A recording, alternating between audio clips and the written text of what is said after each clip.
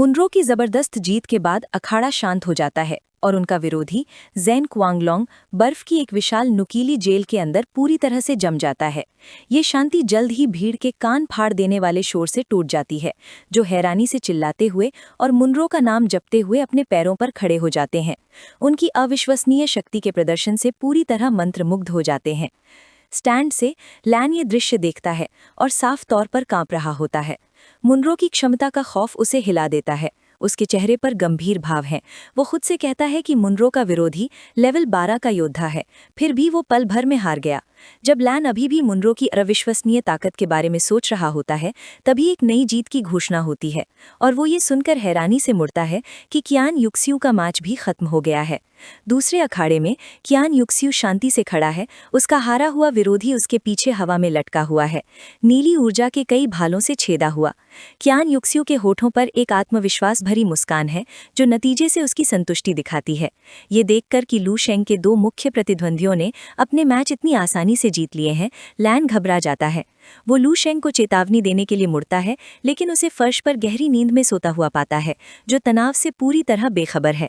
लैन सोते हुए लू शेंग को पूरी तरह से अविश्वास और निराशा के भाव से देखता है। सोचता है कि वो इतना शांत कैसे हो सकता है। पूरी तरह से घबराकर लैन अपना सिर पकड़ लेता है, ये महसूस करते हुए कि वो ऐसे महत्वपूर्ण क्षण में लू शेंग को जगाने की हिम्मत नहीं कर सकता। अचानक एक हाथ लैन के कंधे पर पड़ता है, जिससे वो चौंक जाता है। ये लू शेंग है, जो अब पूरी तरह से जागा हुआ है, जो शांति से उससे पूछता है कि क्या दूसरा राउंड खत्म हो गया है। जैसे ही वो खड़ा होता है, वो अभी भी हैरान लैन को बताता है कि तीसरा राउंड असल में शुरू होने वाला है और मैचों के लिए ड्रॉ शुरू होने वाला है। अखाड़े के बीच में वापस उद्घोषक उत्साह से भीड़ को संबोधित करता है। उसके ऊपर एक विशाल होलोग्राफिक स्क्रीन दिखाई देती है, जिस पर 4 बचे हुए फाइनलिस्ट के चेहरे दिखाई देते हैं। कियान युक्सियू, लू शेंग, मुनरो और काल्टेसिया नाम का एक सोने के हेलमेट वाला योद्धा। बड़े नाटकीय अंदाज में उद्घोषक अगले राउंड के लिए जोड़ियों की घोषणा करता है। लू शेंग का मुकाबला मुनरो से होगा, जबकि कियान युक्सियू का मुकाबला काल्टेसिया से होगा। अपना मैचअप सुनकर लू शेंग के चेहरे पर हल्की लेकिन आत्मविश्वास भरी मुस्कान आ जाती है। दूसरी तरफ मुनरो बारिश में खड़ा है, उसके पंख फैले हुए हैं और वो कहता है कि आखिरकार उसकी बारी आ गई है। वो अपने अगले मैच के लिए तैयार है। फाइनल जोड़ियां तय होने के बाद उद्घोषक जोश से भर जाता है और गरजते हुए स्टेडियम को संबोधित करता है। वो घोषणा करता है कि ये एक अमर खून की नस्ल वाले व्यक्ति के बीच मुकाबला है, एक ऐसी घटना जो 10 लाख साल में एक बार होती है और एक महान हस्ती जो कई स्टार क्षेत्रों में मशहूर है। बेकाबू उत्साह के साथ वो घोषणा करता है कि जो भी ये मैच जीतेगा, वो असल में पूरे टूर्नामेंट का अंतिम परिणाम तय करेगा और एक अविश्वसनीय रूप से रोमांचक लड़ाई का वादा करता है। स्टेडियम में बिजली दौड़ रही है, भीड़ बटी हुई है, क्योंकि वो जोश से दोनों फाइटर लू शेंग और मुनरो आइस डीमन के नाम चिल्ला रहे हैं। अखाड़े में लू शेंग अपने सामान्य शांत स्वभाव के साथ इंतजार कर रहा है। उसके हाथ जेब में हैं और चेहरे पर गंभीर भाव हैं, जबकि मुनरो अपने 6 पंख फैलाए हुए उसका सामना कर रहा है। उसके चेहरे पर हल्की आत्मविश्वास भरी मुस्कान है। दोनों योद्धा आमने सामने हैं। उनके बीच ऊर्जा की चिंगारियां निकल रही हैं, जिसे एक नई किंवदंती बनाम एक पुरानी किंवदंती के शिखर के रूप में बताया जा रहा है। एक ऐसा पल जिसका सभी को बेसब्री से इंतजार था। अपने प्राइवेट बॉक्स में लू शेंग का परिवार मिलीजुली भावनाओं से देख रहा है। चिंगा उत्साह से अपने भाई के लिए चीयर करती है, जबकि स्नूई लू शेंग के पिता और उसकी मां तनाव भरे भावों से देख रहे हैं। लू शेंग की मां चिंता से चेहरा पीला पड़ा हुआ जोर से सोचती है कि उसके बेटे को इतने भयंकर सफेद बाल वाले बूढ़े आदमी का सामना क्यों करना पड़ रहा है। उसे शक है कि क्या वो जीत पाएगा। हाथ जोड़कर वो प्रार्थना करती है कि स्वर्ग उसकी रक्षा करे और उसे जीत दिलाए। हालांकि उसके पिता उसे बीच में ही रोक देते हैं और कहते हैं कि ऐसी निराशाजनक बातें न कहें और उन्हें बस भरोसा रखना चाहिए कि उनका बेटा जरूर जीतेगा। मुट्ठी भींचकर और बहुत गर्व से वो सोचता है कि उसने कभी नहीं सोचा था कि लू परिवार का ऐसा अविश्वसनीय बेटा होगा, और वो कसम खाता है कि जब वे घर लौटेंगे तो वो पैतृक मकबरे को कम से कम 8 मंजिला बनवाएगा। अखाड़े से लू शेंग को अपने परिवार की नजरें अपने ऊपर महसूस होती हैं। जब वो खुद से सोचता है कि उसका परिवार अभी भी उसके बारे में चिंता कर रहा है, तो उसके चेहरे पर हल्की सी मुस्कान आ जाती है। ये सोच उसे छू जाती है। उसकी नज़र स्टैंड्स पर घूमती है और स्नूई पर टिक जाती है। अचानक वो पूरी तरह से शक में अपनी आंखें खोल देता है। वो देखता है कि स्नोई अपने परिवार के बीच खड़ी है और उसने एक हाथ धीरे से अपने पेट पर रखा हुआ है। ये दृश्य उसे पूरी तरह से हैरान कर देता है। उसके सबसे महत्वपूर्ण मैच से ठीक पहले इस अप्रत्याशित खुलासे से उसका सामान्य धैर्य टूट जाता है और वो बस चुपचाप उसे पुकार पाता है। अखाड़े में मुनरो देखता है कि लू शेंग पूरी तरह से सोच में डूबा हुआ है।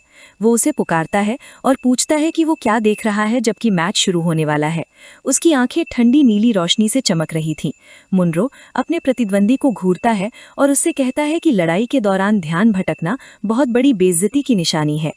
अपने विचारों में खोया हुआ लू शेंग हैरान होकर मुनरो को देखता है और पूछता है कि उसने अभी क्या कहा। ये साफ तौर पर नजरअंदाज करना मुनरो को गुस्सा दिलाता है।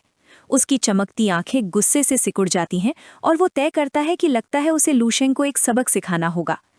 लू शेंग अभी भी स्थिति को समझने की कोशिश कर रहा है, बस उलझन में देखता रहता है। बिना कुछ और कहे मुनरो चटकती हुई नीली ऊर्जा के एक बड़े झटके के साथ फट पड़ता है। उसकी 6 पंखें फैल जाती हैं जैसे ही वो अपनी शक्ति बढ़ाता है। वो घोषणा करता है कि लू शेंग को मरने के लिए तैयार रहना चाहिए जैसे ही वो रोशनी की एक चकाचौंध भरी चमक से बाहर निकलता है। इतने जबरदस्त प्रदर्शन के बावजूद लू शेंग पूरी तरह शांत रहता है। उसका चेहरा बिना किसी भाव के हमले का सामना करता है। अचानक वो हैरानी से नीचे देखता है कि उसकी बाह तेजी से नुकीली बर्फ में ढक रही है। इससे पहले कि वो प्रतिक्रिया कर पाता, मुनरो तुरंत उसके पीछे प्रकट होता है। उसे ताना मारते हुए पूछता है कि वो कहाँ देख रहा है। फिर वो एक विनाशकारी मुक्का मारता है जो लू शेंग की पीठ पर अविश्वसनीय ताकत से लगता है। इस वार से लू शेंग अखाड़े के पार उड़ जाता है। नीली ऊर्जा की एक बड़ी शॉकवेव टकराव की जगह से फटती है। वो अखाड़े के दूसरी तरफ जोर से टकराता है। वार की ताकत से स्टेडियम हिल जाता है। चोट लगी हुई मुंह से काला खून टपक रहा है। लू शेंग धीरे धीरे ऊपर देखता है, दर्द या हार दिखाने के बजाय। उसके चेहरे पर एक चौड़ी, लगभग पागलपन भरी मुस्कान फैल जाती है, जैसे ही वो धीरे से उत्साहित होकर हंसता है। लू शेंग आसानी से मुनरो को धक्का देता है, जो इस हरकत से हैरान होकर पीछे उड़ जाता है। मुनरो टिप्पणी करता है कि ये किसी ऐसे व्यक्ति से उम्मीद की जा सकती है जिसके पास अमर खून की वंश है, ये कहते हुए कि एक आम इंसान उसकी अंतिम जमाने वाली तकनीक से पूरी तरह जम जाता। लू शेंग के चेहरे पर अभी भी मुस्कान देखकर मुनरो गुस्से में आ जाता है। वो आगे बढ़ता है और एक जोरदार लात मारता है। लू शेंग पर चिल्लाता है और पूछता है कि क्या वो अभी भी हंस रहा है। हवा में तैरते हुए मुनरो की शक्ति बढ़ जाती है। उसके पीछे एक बड़ा चमकता हुआ नीला जादुई घेरा बनता है जो कई छोटे ग्रह जैसे ऊर्जा के गोलों से सजा हुआ है। लू शेंग को नीचे देखते हुए वो घोषणा करता है कि उसे लगता है कि उसका विरोधी सच में मरना चाहता है। शक्ति के एक झटके के साथ चमकीली नीली ऊर्जा के विशाल खंभे सीधे लू शेंग के नीचे अखाड़े के फर्श से निकलते हैं। खंभे एक ही बहुत बड़े चकाचौंध कर देने वाले धमाके में मिल जाते हैं, जिसे मुनरो बर्फीली आग का फ्लैश कहता है। धमाके के बाद एक अकेला साया खड़ा है बिखरते हुए धुएं और भाप के बीच। मुनरो उस आकृति को नीचे देखता है, उसकी आवाज में नफरत भरी है। वो जानना चाहता है कि लू शेंग का बदला हुआ रूप कहाँ है, वो अविश्वसनीय शक्ति जो उसने अपनी सीमाओं को 4 बार तोड़कर हासिल की थी। वो लू शेंग पर आरोप लगाता है कि वो अपनी पूरी ताकत का इस्तेमाल ना करके उसे नीचा दिखा रहा है। जैसे ही धुआं छटता है, लू शेंग दिखाई देता है, अब बिना शर्ट के। उसका शरीर अविश्वसनीय रूप से मांसपेशियों वाला है। उसके चेहरे पर एक काली, लगभग वैम्पायर जैसी मुस्कान है। उसकी आंखें छायादार हैं। एक धीमी, समझदारी भरी हंसी के साथ वो कहता है कि वो आखिरकार समझ गया है। ये प्रतिक्रिया मुनरो को गुस्से में ले आती है। वो निराशा में चिल्लाता है और अपने सिर के ऊपर नीली ऊर्जा का एक विशाल गोला इकट्ठा करता है। फिर वो उस ऊर्जा को एक विनाशकारी किरण के रूप में छोड़ता है जो लू शेंग की ओर जाती है। उसे एक और विनाशकारी धमाके में घेर लेती है जो पूरे अखाड़े को हिला देता है। होलोग्राफिक स्क्रीन पर भीड़ देखती है कि लू शेंग हमले की पूरी ताकत झेल रहा है। उसका चेहरा चोटिल और खून से लथपथ है। दर्शक पूरी तरह से हैरान हैं, भ्रम में चिल्ला रहे हैं, पूछ रहे हैं कि लू शेंग अपना बचाव क्यों नहीं कर रहा है और कुछ देर पहले ही हंस रहा था। वो समझ नहीं पा रहे हैं कि वो क्या सोच रहा है।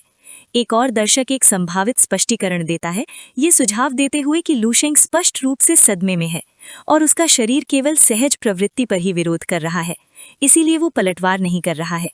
अपने प्राइवेट बॉक्स से देखते हुए लू शेंग का परिवार उथल-पुथल में है। चिंगी निराशा में चिल्लाती है, ये जानने की मांग करती है कि उसका भाई क्या कर रहा है और उसे मुनरो के खिलाफ लड़ने के लिए उकसाती है। उसके बगल में स्नोई केवल गहरी चिंता से देख सकती है। उसका हाथ उसके दिल पर कसा हुआ है, जैसे वो फुसफुसा कर उसका नाम लेती है।